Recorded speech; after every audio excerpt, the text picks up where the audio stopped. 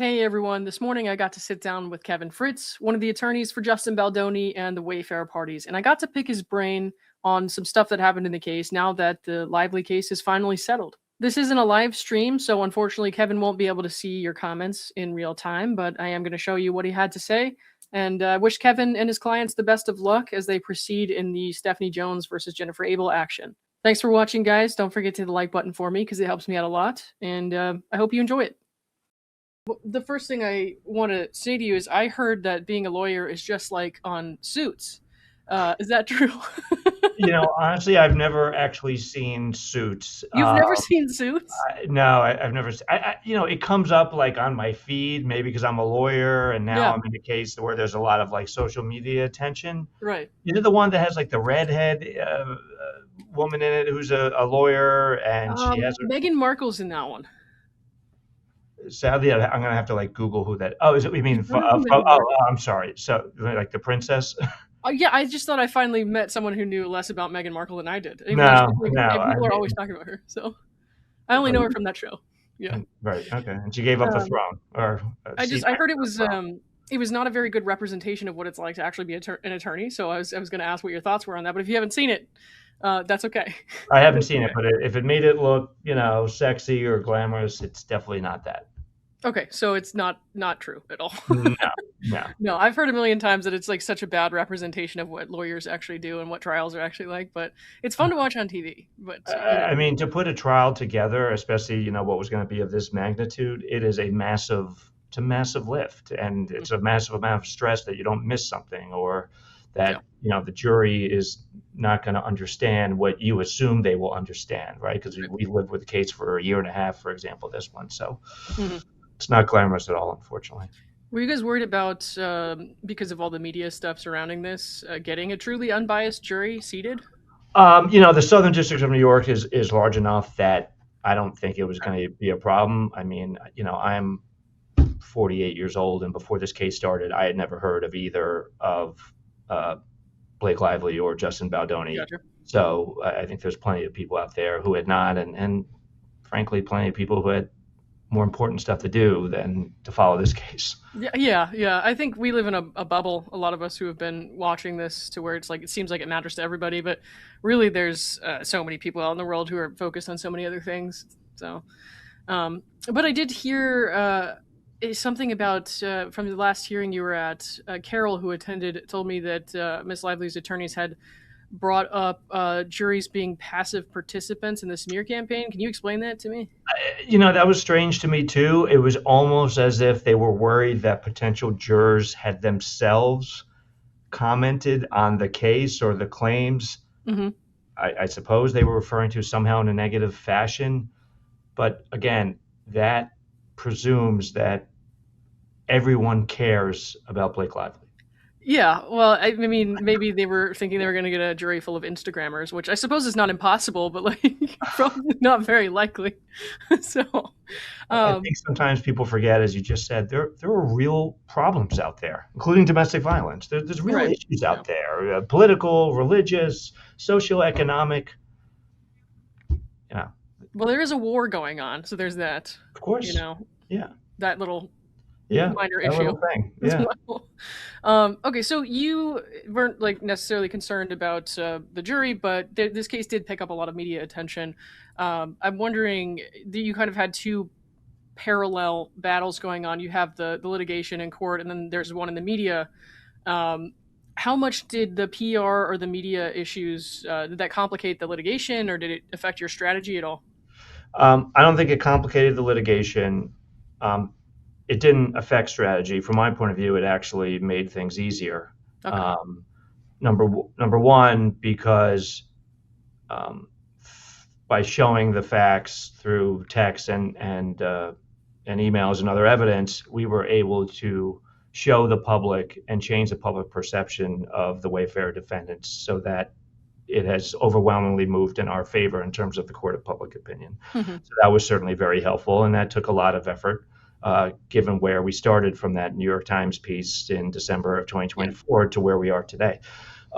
It was also helpful because many people, including yourself and Not Actually Golden and Little Girl Attorney and other content creators, would break down what was happening in court explain it in language that was not legalese, and a lot of times have very insightful things to say and stuff that I personally found helpful. Gotcha. Well, it's kind of interesting, like that we're always watching your work, of course, but I don't ever think that like people are watching mine, if that makes sense. And then of course I got a subpoena notice from Google one day, and I was Right. like, "Excuse me, You what and is about happening?" 100 other people. Yeah, that was really strange. I heard you briefly mention it in one of the dial-in hearings I was able to listen to, but it sounded like you didn't get to say too much. Did you guys? Is that something you've seen before? Is that unusual for like I random YouTube I've people? never seen a Yeah. case where 50 subpoenas were issued or even Oh my god. 25, let alone 100, and let alone to people who, from my point of view, had absolutely nothing to do with the claims or defenses. Why do you think they did that? Um, I don't want to guess, Sure. um, but especially in a case that was so high profile and publicized, in my opinion, I didn't see what they had to gain by pissing off people who were writing about the case. But again, Yeah. I don't want to speculate. Sure. I'm Yeah, fair not enough. stating anything as fact, just my opinion. I wouldn't have done that. We didn't do that. And I don't know what was to gain from doing that. Hmm.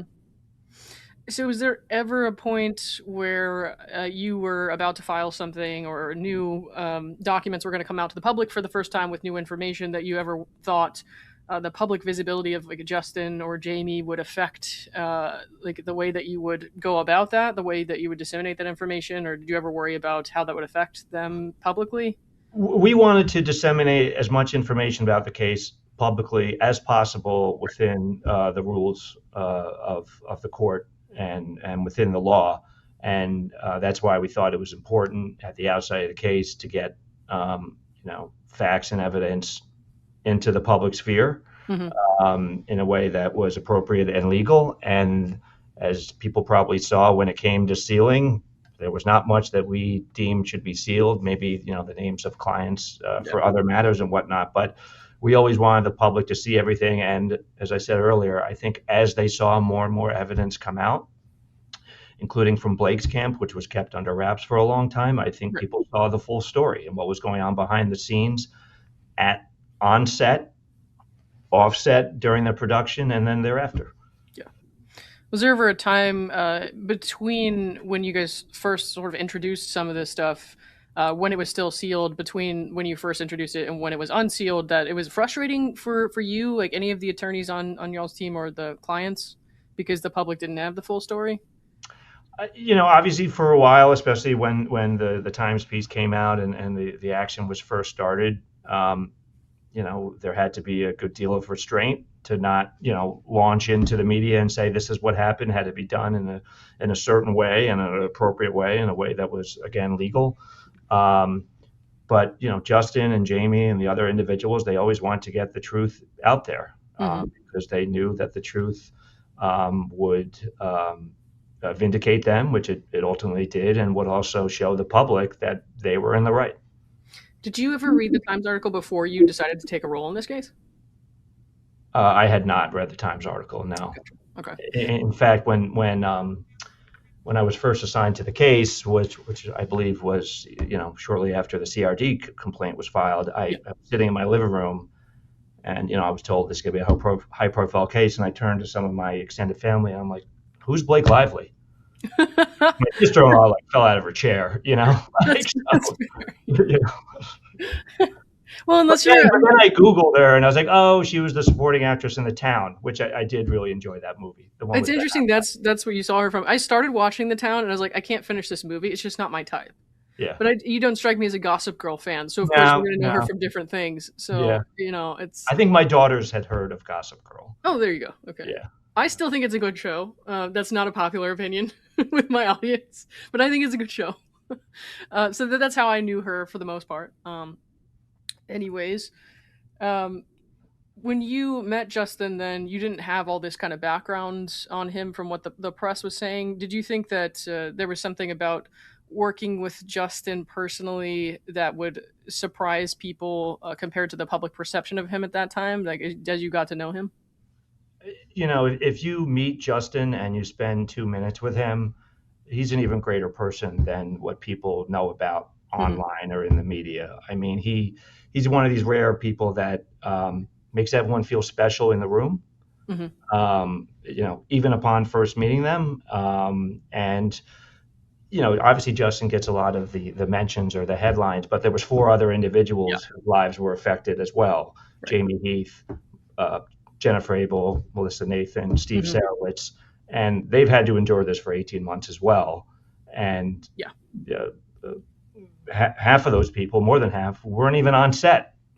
Right. Yeah. Right? 2 of them were just doing their jobs as publicists, and Steve Sarowitz is the co-founder of Wayfarer, and apparently for that reason, at least in my view, that's why they named him as a party with a viable claim against Were him. your clients, I know I saw an article about Steve had an arsonist on his property at one point. Were your clients really afraid for their safety because of this huge public following? I mean, that's always a concern in a case of this publicity, and people may forget that those 5 individuals are human beings, and they have lives and families and homes, and for 18 months their names have been dragged about. And as I said, luckily that we showed everyone the truth through the text messages and emails. It looks like the overwhelming amount of the public is in their corner, and we greatly appreciate that. And it gave them a lot of strength to keep going as more and more public support built up. Brian Friedman did a lot of the press, especially early on, kind of getting the truth out there as far as your client's side of the story. And then at some point in the litigation, Miss Lively's attorneys, they were, I guess, sort of, it felt like they were targeting him personally. How normal is it for like an attorney to sort of become a target in the actual case rather than focusing on the claims, focusing on the opposition's attorney? In my experience, which is hundreds of cases, I've never seen not only the number of personal attacks on an opposing counsel and the severity of them as I've seen in this case. And listen, Brian's a pro. He's been doing this successfully for a while. So he wasn't going to be swayed or deterred by those threats. And he took it in stride, and he put together a team of a few firms and lawyers within those firms who were going to help him get the ultimate amazing result that we did. Yeah. I mean, he was very effective at his job. I can tell you that much. I obviously didn't know much about Justin at all. I think I've said that a bunch before. I read Blake's lawsuit, and I just remember reading it, and I was thinking, some of this doesn't even make sense. And so I waited, and then I got to hear from your side, of course, and then that kind of swayed my opinion a lot. But with Brian, I know that he, like I said earlier, he was the kind of the press, sort of the press. Of course, he's an accomplished attorney, but he was also the press, the face of the press movement there. And when he was they were asking for his communications with Justin. They were saying basically that he was a direct part of the smear campaign. I still don't fully understand that because lawyers are supposed to be able to advocate for their clients, right? Yeah, that I don't want to say that was surprising, because at that point when they asked for that, I had seen that this was going to be a scorched earth litigation. Right. But as Judge Lyman himself correctly said a couple of weeks ago when we were in court, parties are allowed to defend themselves in court and allowed to make certain statements out of court in connection with the litigation. And I actually kind of saw it as being hypocritical that on the one hand they were saying that Brian could not say anything, but both behind the scenes and in front of the camera, from my point of view and in my opinion, you had Blake's counsel doing the very same thing. Yeah. Well, they made some extremely, what I felt like was inflammatory statements about Justin and Jamie in particular.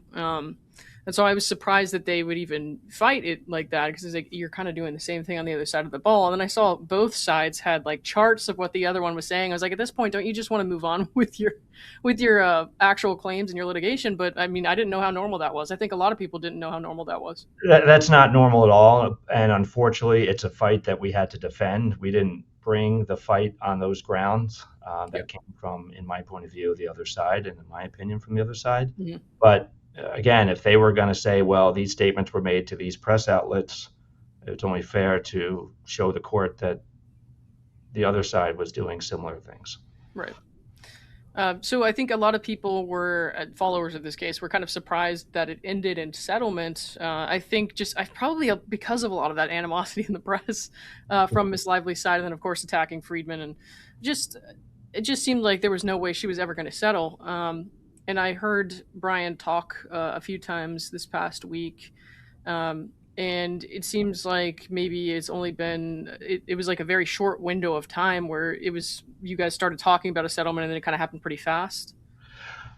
Right. So I think what everyone needs to keep in mind is, had we proceeded to trial, on our best day, we would have gotten the remaining 3 claims dismissed and obviously an award of no money. Right. And we were very confident going into the trial. We were ready. We think we would have gotten that very outcome. We got that outcome without having to go to trial. We got that outcome without having to take the risk, however small it may have been, that there was an adverse ruling from the jury.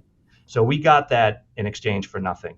And my understanding is that, yes, Blake's side did reach out to Brian Friedman's office, whatever it was, I guess it'd be a week ago now, to discuss the settlement. And the settlement is what it is. The open issue with their 47.1 motion was going to be open regardless of whether we went to the trial or not. That was not going to be decided at the trial. Okay. Yeah.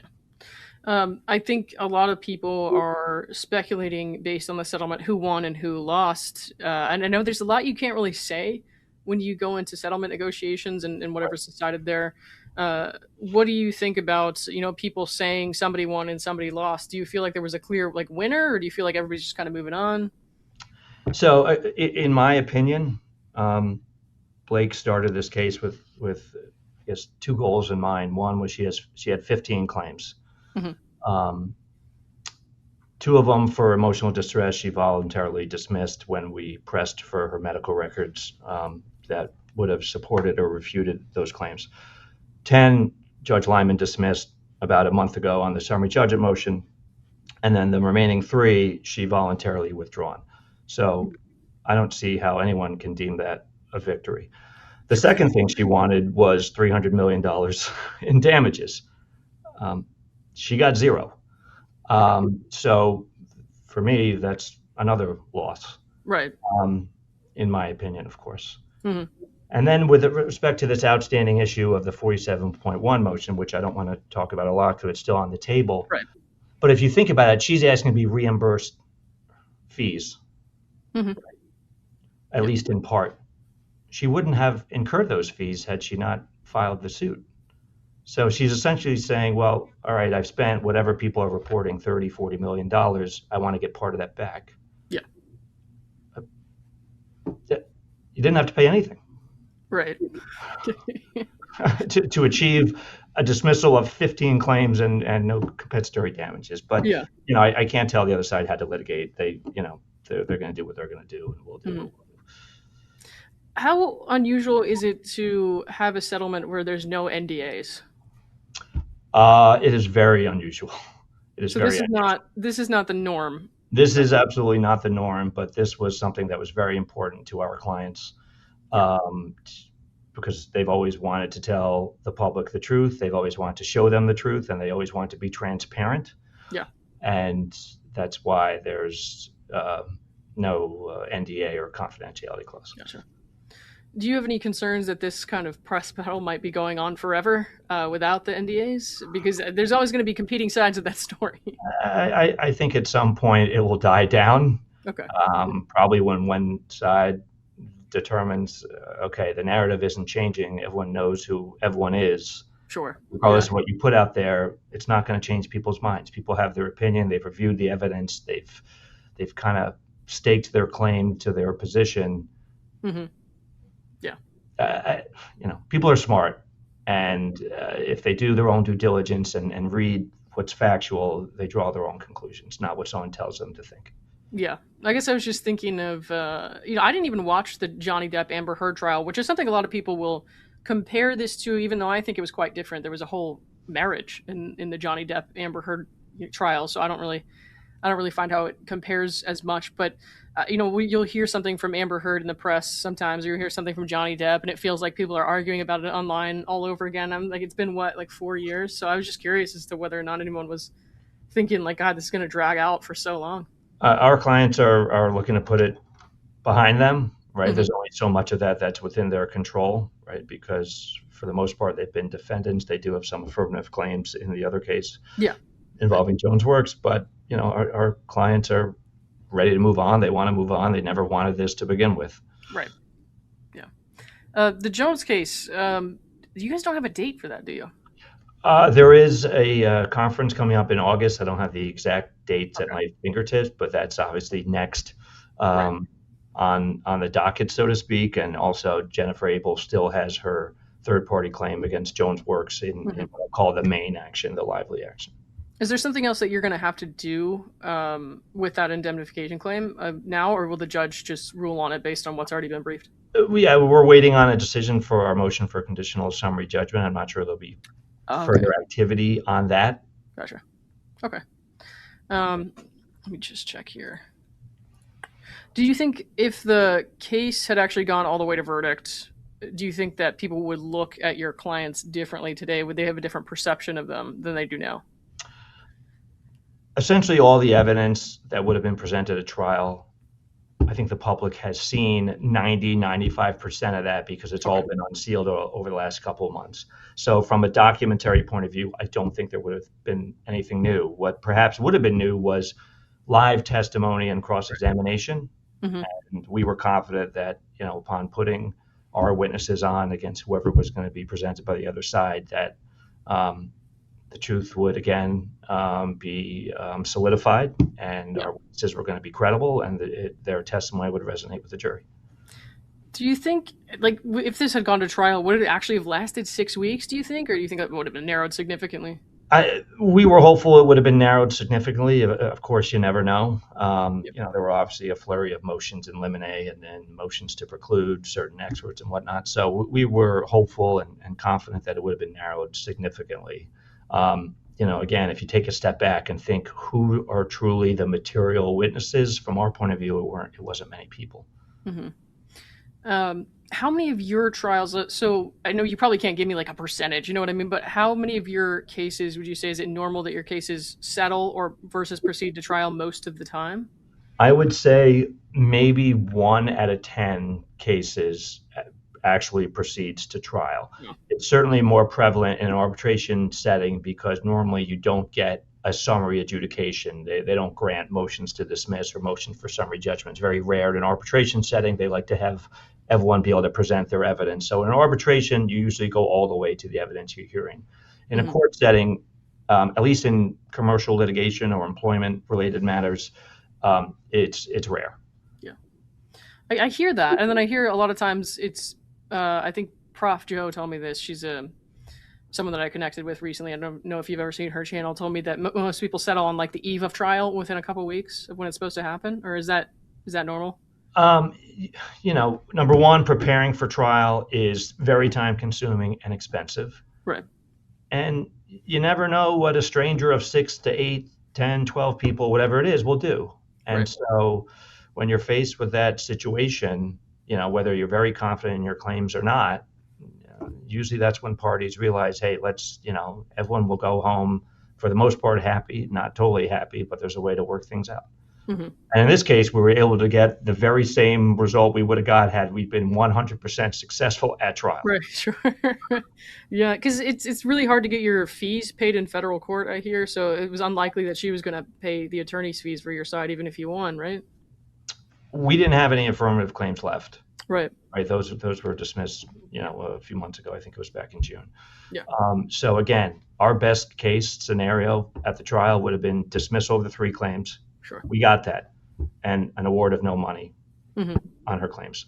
We got Yeah. that. Okay. Was there ever a point in time where you thought you were really feeling like you were going to appeal the dismissed lawsuit, your dismissed affirmative claims? That it was always an option and something we obviously kept in the back pocket. We obviously knew we had time to fully vet it after this trial, Hmm. but we were exploring all avenues, both from the appeal and the related litigations.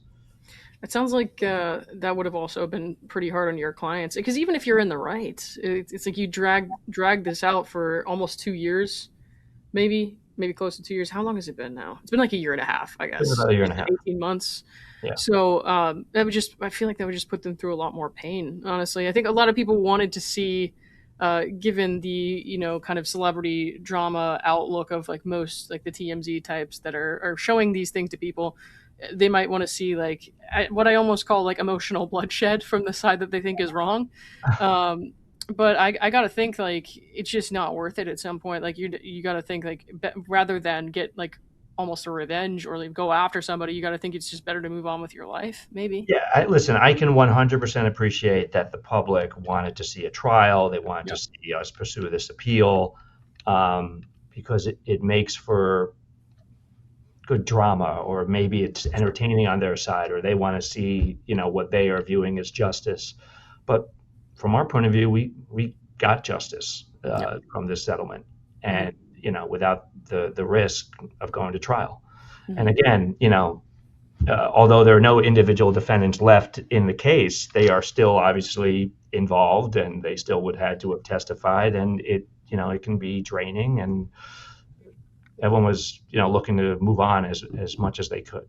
Yeah, I think a lot of it's kind of been treated as a spectacle by like casual viewers who are just like they don't really follow this stuff, but they know what's going on in a sense that they'll see the headlines every now and then. But I feel like being supportive of Justin and Jamie and Jen and Melissa and everyone else, it's more like I would just want whatever makes them happy. I can't speak for anyone else, but I feel like as long as you guys are happy with what happened, then I'm pretty happy with the end result of that. Obviously, I always tell people this. I'm like, listen, I'm not really on the fence. I feel like I very much backed Justin's side of the story, and so I want whatever is going to be healthiest and best for him and his family and everyone else involved. So I know that some people have been upset. I think I've seen a lot of comments with people upset, and I don't tell people how to feel, and I'm not going to do that. But personally, all I can tell you is that I'm very happy for you how it turned out because it sounds like you were satisfied with that, and that's all I really want for you guys. So I appreciate that, and yes, again, we understood the public's appetite, but we obviously have to be focused on what our yeah, clients wanted, what was in the best interest of our clients. It can be easy to say, oh, they should have gone to trial, but it's our clients that have to bear, putting aside the cost, the uncertainty of it, yeah. the emotional task of doing that, and this way, they got the best result they would have got at trial by not having to go to trial. Mhm. Here's something I almost forgot to ask. What are your thoughts on the Vanzan lawsuit? Are you allowed to talk about that? I think so. Okay. Again, I've been practicing for over 20 years, and certainly in New York State Court, and I've never seen a lawsuit started against John Doe's Hmm. when from my point of view, the sole design was to use the action simply to serve a subpoena without knowingly giving notice to the party Right. whose documents and information was sought. I have never seen that Hmm. in my life. Um, Now, I've seen online, well, using John Doe's is routine. Only if you have a true purpose that you don't know who the defendants are, you can't identify them, and you have a viable claim. Right. If you read the Van Zandt complaint, it was nonsensical. It didn't say anything. Breach of contract It against a didn't even, stranger. it didn't mention Baldoni, Abel. He Yeah. didn't mention anyone. But then the subpoena like specifically had specific requests, and the public isn't stupid, and the public I think was instrumental in helping us uncover Hmm. uh, uh, that procedural process that was used by the other side, and we thank the public for Yeah. doing it. Well, I think that I can't imagine what it would be like to be Jen Abel and to just wake up one day and find out that the entire contents of your life for a certain period of time have been leaked to somebody who hates you and is very powerful and has the Taylor Swifts of the world in their corner. And I'm just like, that's got to be the scariest situation in the world. So, first of all, I want to say she's not totally done with litigation. Unfortunately, she has to deal with the Stephanie Jones suit. And I think that she deserves all the support in the world. I don't think people should count this as done. I think that people should stick around and remember that she deserves just as much support as some of the maybe higher profile people that are involved in this. But then also, it's a recipe for disaster when you look at what happened to her and you think about all the powerful people in this country who could use the system that way against people with lesser means who don't have a way to defend themselves, who would have the rug swept out from under them and possibly just be blindsided and their life ruined without a chance to ever exercise their legal rights. It's a scary, scary thing. And I think people look at this and they're like, well, people who are not really thinking about what the kind of damage that a Vanzan could do. They're thinking, well, these people, they did have issues and so they should work it out in court. No, because you're kind of inventing an issue that otherwise wouldn't have been there. I feel that way. It's like you're inventing a grievance with somebody and trying to create a situation where you can just drag them through the mud and then collect a check. So that's my thought. Yeah, listen, there was obviously a different way they could have gone about getting the information. Yeah. You commence the lawsuit in federal court as they did, and then you serve requests for discovery, and you likely would have gotten the documents within, the bounds of the federal rules of civil procedure. Yeah. In my point of view, and in my opinion, that was circumvented through Vanzan. Yeah. Well, I don't really have any other questions for you right now, Kevin. Is there anything you wanted me to add? I just want to thank you and all the other content creators for the work you do, whether people were in our camp or not, but taking the time to review all the evidence and the texts and the emails. And for those that supported us, we greatly appreciate that. And I know Justin and all the other individuals, it gave them, additional strength to move on. And so we really appreciate it. We are watching, we are reading. So keep up the good work. Well, thank you so much. I appreciate that. And, we've met before briefly, very briefly. And at the time, when this was all still going on, this was back in January before your hearing on the dispositive motions. And I thought, I have to stay away from these attorneys. I can't even introduce myself. So I remember just giving you a nod and just being like, "Is this guy know who I am?" I think I mentioned the Jacksonville Jaguars. Yeah. I didn't want to approach you though, because I was like, I don't need conspiracy theorists going after this guy and being like, "Oh my God, he's conspiring with a YouTuber," because it kind of felt like that's what was going on in the minds of people who just saw the content creator subpoena and was just like, well, obviously they're part of the smear campaigns. It's like, do I talk to him? Do I not? So if I ever see you again, I promise it'll be less restricted, I think, than the last time we met, but hopefully we do cross paths again. Absolutely. We'll get a cup of coffee. Yeah. Nobody will hopefully think it's some sort of weird plot. Maybe they'll serve you with a subpoena right as we're sitting there. I mean, at least I would have a lawyer with me, I guess. You know what I mean? So, all right. Thanks so much, Kevin. Okay. Take care. Thanks for having me.